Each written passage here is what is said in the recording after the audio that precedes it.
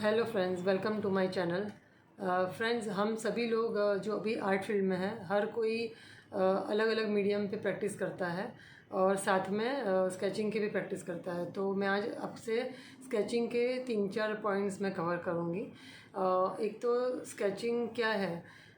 Sketching exactly मतलब drawing नहीं है, ड्राइंग से थोड़ा अलग है। स्केचिंग हम क्यों करते हैं कि कोई भी हम स्टडी करते हैं, जब उसको हम ऑब्ज़र्व करते हैं तो उसको क्विक फॉर्म में हम पेपर पे उतारने की कोशिश करते हैं। उसको हम परफेक्ट करने की कोशिश नहीं करते कि एकदम एग्जैक्ट होना चाहिए मेजरमेंट के साथ। वो सही गलत भी हो सकता है और एकदम रॉ फॉर्म में करते हैं। और ड्राइंग जो होता है वो हम एकदम परफेक्ट मेजरमेंट के साथ एक प्रेजेंटेशन के इंटेंशन से करते हैं। तो दोनों में ये डिफरेंस रहता है।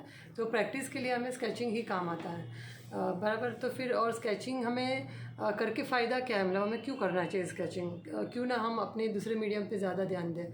स्केचिंग से क्या होता है पता है कि जो अपनी लाइंस है, मतलब उसमें बहुत फोर्सफुल मतलब एक स्ट्रोक्स दिखते हैं, एक लाइंस में पावर आती है। जो भी हम ड्रॉ करते हैं ना वो एकदम शार्प दिखता है और उससे पता भी चलता है कि जिसने जो भी आर्टिस्ट है उसने कितनी प्रैक्टिस की है उसके फील्ड में, और उसका एक लेवल समझ में आता है। तो स्केचिंग करने के बाद जब हम कोई पेंटिंग पे काम करते हैं तो उसमें जो परफेक्शन आता है, क्योंकि क्या पता है हम लोग सब जानते हैं कि ज़्यादातर 80% रोल जो ड्राइंग का होता है, कंपोजिशन या जो भी कहो, और कलरिंग काम 20% रहता है। ऐसा नहीं कि कलरिंग उतना भी मतलब हो, कलरिंग का भी एक अलग एक प्रैक्टिस का वो रहता है। पर फिर भी क्या है पता है कि स्केचिंग बेस्ट रहेगा ना, मतलब तो वो अपने आप अच्छा बनेगा।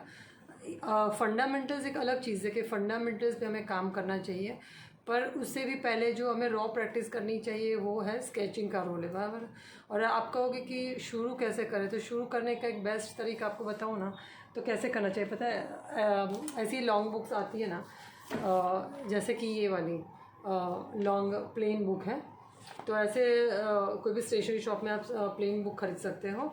और अगर आप ग्रेफाइट प्रीफर करते हो या चारकोल पेंसिल, जैसे कि मेरी फेवरेट ये चारकोल पेंसिल है, कैमलिन की सॉफ्ट जो आती है, तो मैं उससे प्रैक्टिस ज़्यादातर करती हूँ।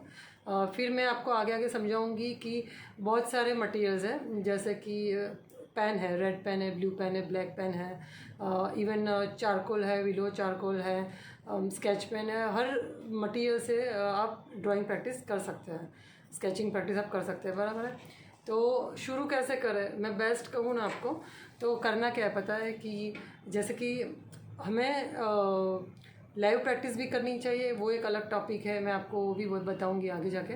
पर शुरू के लिए आप क्या कर सकते हो पता है कि जैसे आप पिंटरेस्ट से रेफरेंस ले सकते हो, पिंटरेस्ट से रेफरेंस ले सकते हो। फिर बच्चों की जो छोटी बुक्स आती है ना, ईवीएस की बुक्स आती है या ड्राइंग बुक्स आती है, तो उससे आप कैसे शुरू करो पता है कि पहले शुरू करने के लिए आपको बेसिक फ्लावर्स के शेप शुरू करो। फ्लावर्स क्या, किसी को भी कॉन्फिडेंस आता है ना, मतलब कि विदाउट रेफरेंस भी हम कैसे क्विक ड्रॉ करने लग जाते हैं।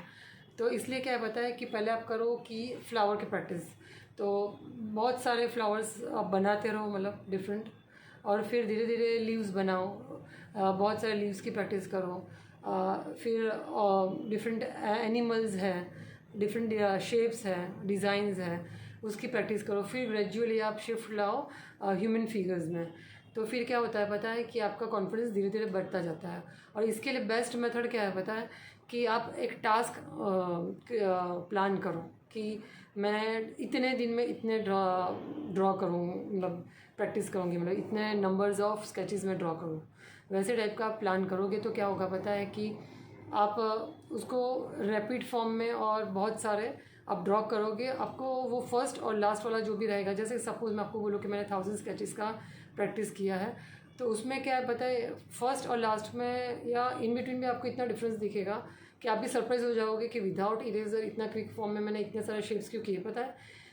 एकदम क्योंकि हम फ्लो में एकदम चले जाते हैं, तो हम इतना शार्प फटाफट ड्रॉ करने लग जाते हैं जो भी हाथ में आता है रेफरेंस, और परफेक्ट भी होने लगता है। ऐसा भी नहीं कि वो शेपलेस हुआ, पर फिर भी आपको परफेक्शन के पीछे भागना ही नहीं है, आपको एकदम रफ ड्रॉ करना है, मतलब बिंदास फ्रीली एंजॉय करना है। तो वो वैसे जब आप प्रैक्टिस करते रहोगे तो फिर आपकी इम्प्रूवमेंट आपको दिखती जाएगी। और आपको काम करने में भी मज़ा आएगा और फिर वही चीज़ आप जब आपके पेंटिंग में भी इम्प्लीमेंट करोगे तो ये जो मैं कह रही हूँ ना वो आप खुद एक्सपीरियंस करोगे तभी आपको समझ में आएगा। तो फ्रेंड्स, अगर आपको स्केचिंग के बारे में आगे भी मैं जो भी शेयर करना चाहूँगी, जानकारी देना चाहूँगी, अगर आप वो सब जानकारी लेना चाहते हैं और मुझसे जुड़े रहोगे तो आपको बहुत मज़ा आएगा। और मैं एक चीज़ कहती हूँ आपको कि देखो, कोई किसी को कुछ सिखा नहीं सकता है, पर एक है कि प्रैक्टिस कैसे करनी चाहिए ना, वही शेयर कर सकता है। प्रैक्टिस का आपको खुद ही करनी है। जैसे मैं खुद ही प्रैक्टिस कर रही हूँ और मैं ही खुद इम्प्रूव कर रही हूँ, मैं ही खुद सवालों के जवाब ढूंढ रही हूँ और मुझे जवाब भी मिल रहे हैं, वैसे ही आपको भी खुद ही आपके सवाल के जवाब या आपको आप में इम्प्रूवमेंट लानी है। पर एक है कि थोड़ा तरीका मैं समझा सकती हूँ कि स्केचिंग आपको कैसे करना चाहिए। तो आगे आप जो भी जानकारी इसके बारे में मुझसे अगर लेना पसंद करोगे तो आप मुझसे जुड़े रहना। तो इसके लिए मेरे चैनल को लाइक करना और सब्सक्राइब और शेयर करना। थैंक यू फ्रेंड्स, मेरा पूरा वीडियो देखने के लिए। आई होप आपको अच्छा लगा होगा और आगे की वीडियो में भी आप मुझसे जुड़े रहना। Thank you.